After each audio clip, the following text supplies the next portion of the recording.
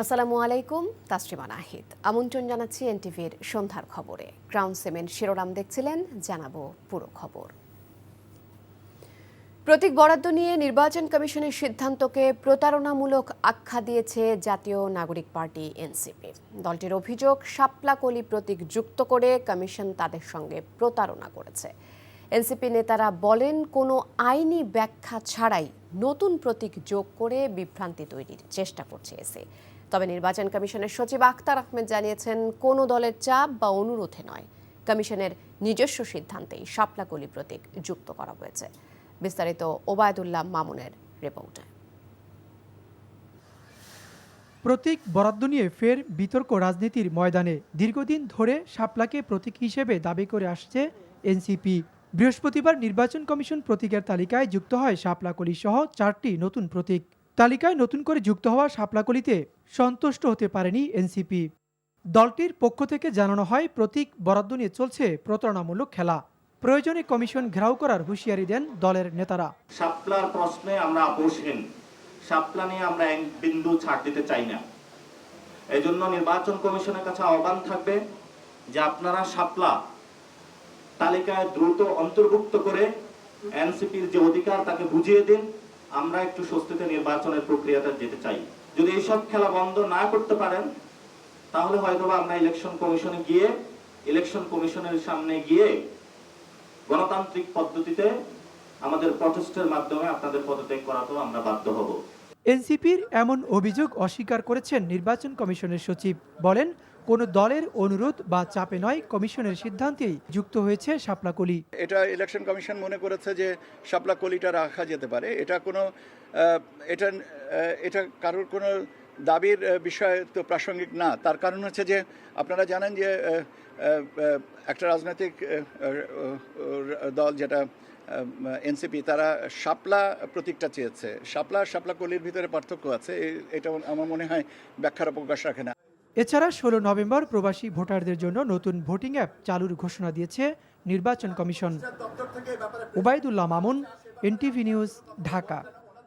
আগামীকালের মধ্যে জুলাই সনদ বাস্তবায়ন আদেশ জারির আহ্বান জানিয়ে জামায়াতে ইসলামের নায়েবে আমির ডক্টর সৈয়দ আবদুল্লাহ মোহাম্মদ তাহের বলেছেন, অন্যথায় সরকারের ওপর জনগণের অনাস্থা তৈরি হবে। রাজধানীতে জরুরি সংবাদ সম্মেলনে ফেব্রুয়ারির মধ্যে জাতীয় নির্বাচন আয়োজনের আহ্বানও জানান তিনি। জানাচ্ছেন নূর হোসেন। জুলাই সনদ বাস্তবায়ন ঘিরে সৃষ্ট জটিলতা ও সমসাময়িক বিষয় নিয়ে রাজধানীর মগবাজারের আলফালা মিলনায়তনে জরুরি সংবাদ সম্মেলন করেছে বাংলাদেশ জামায়াতে ইসলামী। সম্মেলনে ডাক্তার তাহের বলেন, ঐকমত্য কমিশনের সুপারিশে জনগণের প্রত্যাশা পূরণ হয়েছে। সকল দলের ঐক্যের মাধ্যমে যে সিদ্ধান্ত আমাদের কনসেনসাস কমিশন দিয়েছিলেন, এটা জনগণের প্রত্যাশাকেই পূরণ করেছে। বিএনপির পুরো অ্যাটিটিউড হচ্ছে তারা কোথায় ক্ষতিগ্রস্ত হচ্ছে, তারা কোথায় লাভবান হচ্ছে, তাদের জন্য কিটা উপযোগী, সেই হিসাবে ওনারা একটা সংস্কার চাচ্ছেন। তো এখন একটা দলের নিজস্ব দৃষ্টিভঙ্গিতে দেশের বিষয়ে সংস্কার করলে এটা তো আরও খারাপ সংস্কার হয়ে যাবে, দেশ তো আরও রসাতলে ডুববে। কমিশনের সুপারিশের আলোকে দ্রুত জুলাই সনদ বাস্তবায়ন আদেশ জারির আহ্বান জানান তিনি। বলেন, নির্বাচনের আগে গণভোটের নিশ্চয়তা দিতে হবে। যদি বিএনপি যে তার নোট অফ ডিসেন্ট বলছে, এগুলো যদি সন্নিবেশিত হয়, পাস না হয়, উল্টো হয়, তো তাহলে তো এই সংস্কারের প্রয়োজন নাই। এখন এটা সুরে বঙ্গোপসাগরে ভাড়া দেন আজকের ভিতরে হলে খুবই উত্তম, কারণ রাত 12টায় 1টায় ওইরকম আদেশ জারির নজির আছে। আর যদি আজকে না হয়, কোনোভাবেই আগামীকাল আদেশ জারির ক্ষেত্রে আর দেরি করার কোনো সুযোগ নাই। এদিকে জুলাই জাতীয় সনদ বাস্তবায়নের লক্ষ্যে প্রয়োজনীয় সাংবিধানিক আদেশ জারি ও নভেম্বরের মধ্যে গণভোট আয়োজন সহ 5 দফা দাবিতে নির্বাচন কমিশনে স্মারকলিপি দিয়েছে জামায়াতে ইসলামী সহ সমমনা 8টি রাজনৈতিক দল। স্মারকলিপি জমা শেষে জামায়াতে ইসলামীর সহকারী সেক্রেটারি জেনারেল আব্দুল হালিম বলেন, অনুমোদিত আরপিওতে কোনো পরিবর্তন আনা যাবে না। আমাদের অন্তর্বর্তী সরকারের উপদেষ্টা পরিষদ যে আরপিওর অনুমোদন দিয়েছে, এটাকে হুবহু বহাল রাখতে হবে। এখানে কোনো কাটছাট করা যাবে না, কোনো সংশোধনী নতুন করে আনা যাবে না। সরকার যেটা মন্ত্রিসভা অনুমোদন করেছে সেটাকে কার্যকর করে জাতীয় নির্বাচনের ব্যবস্থা করতে হবে। এ সময় গণহত্যার বিচার ও ১৪ দলের কার্যক্রম নিষিদ্ধের দাবি জানায় আন্দোলনরত দলগুলোর নেতারা। নূর হোসেন, এনটিভি নিউজ, ঢাকা। আইন উপদেষ্টা আসিফ নজরুল বলেছেন, গণভোট কখন হবে তা দ্রুত সিদ্ধান্ত নেবেন প্রধান উপদেষ্টা ডক্টর মোহাম্মদ ইউনূস। আর গণভোটে উপদেষ্টা পরিষদ সর্বোচ্চ সহায়তা করতে প্রস্তুত রয়েছে। রাজনৈতিক দলগুলোর মধ্যে যে অনৈক্য দেখা যাচ্ছে তা হতাশাজনক বলে মন্তব্য করেন আইন উপদেষ্টা। ইফতেখার রেজার রিপোর্ট। রাজনৈতিক দলগুলোর মধ্যে জুলাই সনদ ও গণভোট নিয়ে উত্তাপের মধ্যেই উপদেষ্টা পরিষদের সভা অনুষ্ঠিত হয়। বিকেলে এ বিষয়ে ফরেন সার্ভিস একাডেমিতে ব্রিফিং করেন আইন উপদেষ্টা আসিফ নজরুল। তিনি বলেন, ২৭০ দিন ধরে আলাপ আলোচনার পর প্রধান রাজনৈতিক দলের নেতাদের বক্তব্যের মধ্যে যে অনৈক্যের সুর দেখা যাচ্ছে তা হতাশাজনক। আমরা প্রধান রাজনৈতিক দলগুলোর বক্তব্যের মধ্যে যে অনৈক্যের সুর দেখছি এটা হতাশাব্যঞ্জক এবং এত দৃঢ় এবং পরস্পর বিরোধী উত্তেজিত ভূমিকা নিয়েছে রাজনৈতিক দলগুলো যারা জুলাই গণঅভ্যুত্থানের পক্ষ ছিল। তা আপনারা যদি এরকম একটা ভূমিকা নেন তাহলে সরকার কি করবে? তিনি বলেন, রাজনৈতিক দলগুলোর মধ্যে গণভোটের দিনক্ষণ নিয়ে বিরোধ তীব্র। এমন পরিস্থিতিতে গণভোটের বিষয়ে সিদ্ধান্ত নেবেন প্রধান উপদেষ্টা। গণভোট কবে হবে ওটা নিয়ে তো বিরোধ তীব্রতম পর্যায়ে পৌঁছে গেছে বোধহয়। সিদ্ধান্ত নেবেন প্রধান উপদেষ্টা।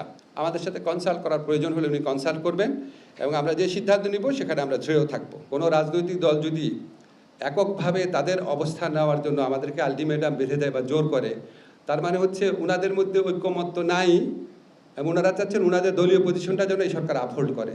এটা দুর্ভাগ্যজনক। ওনারা যেই অনৈক্য দেখাচ্ছেন, জুলাইয়ের স্পিরিটকে ওনারা কোথায় নিয়ে গেছে এটা ওনাদের বিবেচনা করা উচিত। জুলাই সনদের সঙ্গে নির্বাচনের সম্পর্ক দেখছে না সরকার।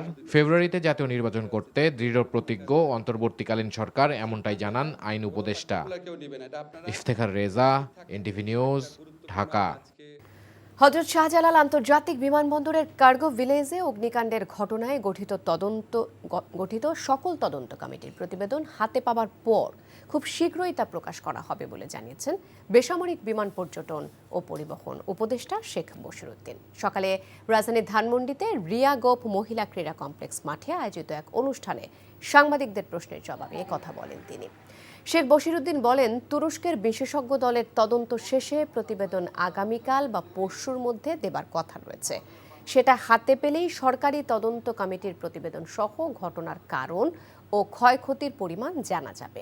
এর আগে ৬ষ্ঠ জাতীয় নারী বেসবল চ্যাম্পিয়নশিপের উদ্বোধন করেন তিনি। ৩ দিনব্যাপী এই টুর্নামেন্ট আগামী ১ নভেম্বর শেষ হবে। আমাদের টার্কিশ যে ফরেনজিক এক্সপার্টরা এসছেন, ওখান থেকে ওনাদের প্রায় ৭-৮ জনের একটা অনুসন্ধান দল এসছেন। ওনারা আজকে সকালে চলে গিয়েছেন। সো ওনাদের রিপোর্টটা হয়তো বা কাল পরশুর মধ্যে আমরা পেলে আমরা বলতে পারবো। আর ওনাদের রিপোর্টটা তো মূল না, রিপোর্টটা আমাদেরটা মূল। সো আমাদের সাথে সহযোগিতা করার জন্য ওনারা এসছেন। সামগ্রিকভাবে সরকার এই রিপোর্ট প্রকাশ করবে। ১২ নভেম্বরের মধ্যে পদোন্নতির আদেশ চায় সাধারণ শিক্ষা ক্যাডারের প্রভাষকরা। দাবি না মানলে কর্মবিরতির হুঁশিয়ারি দিয়েছেন বিসিএস সাধারণ শিক্ষা ক্যাডারের পদোন্নতি বঞ্চিত প্রভাষকরা। দুপুরে শিক্ষা ভবনের সামনে মানববন্ধন শেষে সংবাদ সম্মেলনে শিক্ষা ক্যাডারের নিয়মিত পদোন্নতির সোনার হরিণ বলে উল্লেখ করেন তারা। অভিযোগ করেন, চলতি সপ্তাহেও বিসিএস স্বাস্থ্য ক্যাডারে ৫ শতাধিকেরও বেশি কর্মকর্তাকে সুপার নিউমারারি পদোন্নতি দেওয়া হলেও শিক্ষা ক্যাডারে প্রভাষক পর্যায়ের কর্মকর্তাদের যোগ্যতা থাকার পরও পদোন্নতি দেওয়া হচ্ছে না। তাই সরকার দ্রুততম সময়ের মধ্যে পদোন্নতির জিও জারি করে এই সমস্যা সমাধানের দাবি জানান বঞ্চিত শিক্ষকরা। আমাদের সকল আশায় গুড়ে বালি হয়েছে, কেননা আমরা চাকরি জীবনের প্রথম পদোন্নতি 12 বছরেও আজ পর্যন্ত পাইনি। অথচ পদোন্নতির যোগ্যতা রয়েছে চাকরি স্থায়ীকরণ, নির্দিষ্ট সময়সীমা, ডিপার্টমেন্টাল পরীক্ষায় ও সিনিয়র স্কেল পরীক্ষায় পাশ করা, বুনিয়াদী প্রশিক্ষণে অংশগ্রহণ করা, সন্তোষজনক এশিয়ার আর কোনো বিভাগীয় মামলা না থাকা। এই সকল যোগ্যতা অর্জন করেও আমরা আজও প্রভাষক। ঘূর্ণিঝড় মন্থা দুর্বল হয়ে সুস্পষ্ট লঘুচাপে পরিণত হয়েছে। এই অবস্থার কারণে রাজধানী সহ দেশের উত্তর ও পশ্চিমাঞ্চলে বৃষ্টির সম্ভাবনা রয়েছে বলে জানিয়েছে আবহাওয়া অধিদপ্তর। বুধবার রাতে ঘূর্ণিঝড় মন্থা ভারতের ছত্তিশগড় রাজ্যের নিম্নচাপ আকারে অবস্থান করে এখন আরও উত্তর দিকে অগ্রসর হচ্ছে বলে জানান আবহাওয়াবিদ খন্দকার হাফিজুর রহমান। এর প্রভাবে আরও 2 দিন রংপুর, রাজশাহী ও ময়মনসিংহ সহ দেশের বিভিন্ন অঞ্চলে বিচ্ছিন্নভাবে বৃষ্টি হতে পারে। তবে ভারী বর্ষণের আশঙ্কা নেই বলে জানিয়েছে আবহাওয়া অধিদপ্তর। রোববার থেকে আবহাওয়া পরিষ্কার হতে পারে। তিনি বলেন, অক্টোবর ও নভেম্বরে ঘূর্ণিঝড়ের মৌসুম হলেও আপাতত নতুন কোনো ঘূর্ণিঝড়ের আশঙ্কা নেই। বৃষ্টিপাতের পর তাপমাত্রা কিছুটা হ্রাস পেতে পারে, শীতের আগমনী আমেজ তৈরি হতে পারে বলেও জানিয়েছেন আবহাওয়াবিদ। আগামী 2-3 দিন এই বৃষ্টিটা থাকবে এবং বৃষ্টিটা দেশের উত্তর পশ্চিমাঞ্চল রংপুর, রাজশাহী, ময়মনসিংহ এই অঞ্চলগুলোতে বৃষ্টি বেশি থাকবে এবং আগামী 2 তারিখের পর থেকে অনেকটা বৃষ্টিপাতের প্রবণতাটা কমে আসবে। অর্থাৎ সেক্ষেত্রে তাপমাত্রা কিছুটা কমবে। তাপমাত্রাতে আগের অবস্থায় আসলে আর যাওয়ার সম্ভাবনা নেই। এখন তাপমাত্রা ক্রমান্বয়ে কমতে থাকবে, শীতের অনুভূতি সামনের দিকে আসবে। শুরু হয়েছে ট্রাভেল অ্যান্ড ট্যুরিজম ফেয়ার 2025-এর 13তম আসর। রাজধানীর আগারগাঁওয়ের বাংলাদেশ চীন মৈত্রী সম্মেলন কেন্দ্রে Tour Operators Association of Bangladesh টুয়াবের আয়োজনে 3 দিনব্যাপী এই পর্যটন মেলার উদ্বোধন করা হয়। পাকিস্তান, নেপাল ও ভুটান সহ 12টি দেশের পর্যটন সংশ্লিষ্ট সংস্থা, ট্যুর অপারেটর ও ট্রাভেল এজেন্টরা অংশগ্রহণ করেছে মেলায়। উদ্বোধনী অনুষ্ঠানে প্রধান উপদেষ্টার আন্তর্জাতিক বিষয়ক সংক্রান্ত বিশেষ দূত লুৎফা সিদ্দিকী বলেন, পর্যটন শিল্প বিস্তারে এই খাতের উদ্যোক্তাদের সর্বোচ্চ সহযোগিতা করবে সরকার। পর্যটন মেলাটি চলবে 1 নভেম্বর পর্যন্ত, প্রতিদিন সকাল 10টা থেকে রাত 8টা। ব্যবসা বাণিজ্য বিনিয়োগ করেন, আপনারা খুবই গুরুত্বপূর্ণ আমাদের জন্য, ইউ আর টপ প্রায়োরিটি, যে কারণে আমরা সবসময় আপনাদের সাহায্য করার চেষ্টা করছি। কিন্তু সমাধান যদি করতে হয় তাহলে আমার সাথে যোগাযোগ করুন, আমরা একসাথে ফ্যাক্টস, ফিগার্স, এভিডেন্স দিয়ে let's take things forward. The tourism sector is going to be one of the key drivers of that economic ambition. If we cannot get this industry right, we will not be able to get our industry right. সুন্দরবনের কুখ্যাত ডাকাত শরীফ বাহিনীর এক সদস্যকে আটক করেছে coast guard. এ সময় তার কাছ থেকে একটি অস্ত্র ও 3 রাউন্ড গুলি উদ্ধার করা হয়। আটককৃত ডাকাতের নাম আব্দুর রহিম। সে দীর্ঘদিন যাবৎ করিম শরীফ বাহিনীকে অস্ত্র ও গোলাবারুদ সরবরাহের মাধ্যমে সহযোগিতা করে আসছিল। ঘরের মাঠে ক্যারিবীয়দের বিপক্ষে সিরিজ হারের ধকল সামলানোর মধ্যেই লিটন দাসদের সামনে এখন হোয়াইট ওয়াশের চোখ রাঙানি। নেপালের কাছে ক্যারিবীয়রা সিরিজ হেরে নাস্তানাবুদ হলেও বাংলাদেশের মাটিতে স্বাগতিকদের বিপক্ষে তারা যেন দুর্বার। কাল চট্টগ্রামে সন্ধ্যা 6টায় শুরু হতে যাওয়া তৃতীয় ও শেষ টি-20তে স্বাগতিকদের মুখ রক্ষার চেষ্টায় একাদশে আসতে যাচ্ছে একাধিক পরিবর্তন। ডেস্ক রিপোর্ট বসন কবিরের। মাঠের রোমাঞ্চের জায়গায় এখন শঙ্কার মেঘ। সিরিজ হারানোর ক্ষতটা মিডল অর্ডারের ব্যর্থতায় দ্বিতীয় টি-20তে এতটাই বিকট হয়েছে যে প্রশ্ন ছুড়ে দিয়েছে বাংলাদেশের ব্যাটারদের সামর্থ্য নিয়ে। হতাশার চাদরে ঢাকা পড়া স্বাগতিকরা এদিন অনুশীলন ও গণমাধ্যম দুটোই এড়িয়ে গেছে। সিরিজ হারানোর পর এই ম্যাচ নিয়ে নিজেদের শেষ সম্ভ্রম রক্ষা প্রবল আকাঙ্ক্ষা ছিল তানজিদ তামিমের কণ্ঠে। অপরিবর্তিত স্কোয়াড হলেও একাদশে মিডল অর্ডারের নির্ভরতা বাড়াতে পরিবর্তন আসতে যাচ্ছে বেশ কয়েকটি। হয়তোবা আমাদের জন্য একটা খারাপ সময় যাচ্ছে, আমরা কনসিস্টেন্সি এভাবে ব্যাটসম্যানরা ক্লিক করতে পারতেছি না। তো আমাদের খুঁজে বের করতে হবে যে আমরা কীভাবে কনসিস্টেন্ট হতে পারি আরও, এবং কিভাবে এই মিডল ওভারগুলোতে আরও ডট বলসের সংখ্যা কমায় কীভাবে আরও স্ট্রাইক রোটেট করে খেলাটাকে বড় করতে পারি। তো এটাই আমাদের সবাই বসে খুঁজে বের করতে হবে সবাইকে। চট্টগ্রামের ব্যাটিং উইকেটে বাংলাদেশকে সেকলবন্দি করার পর ক্যারিবীয়রা এদিন অনুশীলন করেছে। এই কয়েক মাস আগেও যারা নেপালের কাছে উড়ে গেছে, ভারতের কাছে পাত্তা পায়নি, তাদের কাছেই স্বাগতিকরা দাঁড়াতে ব্যর্থ। এক ম্যাচ জিতলেই লিটনদের হোয়াইট ওয়াশ করাটাও হয়ে যাবে উইন্ডিজের। তৃতীয় টি-20 জিতলেই তো আমরা বাংলাদেশকে হোয়াইট ওয়াশ করতে পারবো। পুরো সিরিজে আমরা সেভাবে খেলেছি, তাতে সেদিকেই নজর এখন। সুযোগটা আমরা কাজে লাগাতে চাই। হোয়াইট ওয়াশ এড়ানোর এই লড়াইয়ে বেরিয়ে এসেছে বাংলাদেশের ক্রিকেটের লুকোনো ছবিটাও। মাঝের ইনিংস টানার মতো ধৈর্যটাই যে নেই অনেকের। বর্ষণ কবির, এনটিভি স্পোর্টস ডেস্ক।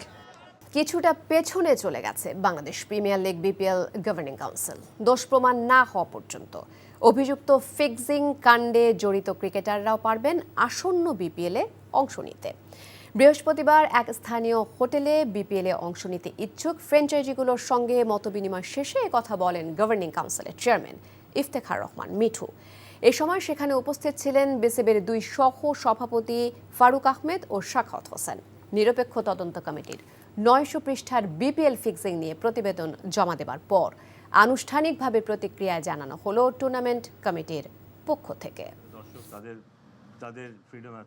নাকি সন্দেহভাজন করা হয়েছে, কিন্তু হয়তো সন্দেহভাজন হয়েছে, হয়তো দেখা গেছে আমার সাথে আপনার একটা ডিসকাশনের ছবি চলে এসছে, একটা সন্দেহ হয়েছে, একটা সাসপেক্টেড লিস্ট বলেন যাই বলেন সেইটা আছে। এখন এটা তো ফার্দার ইনভেস্টিগেশনের টাইম, কিন্তু এটা জিরো টলারেন্স।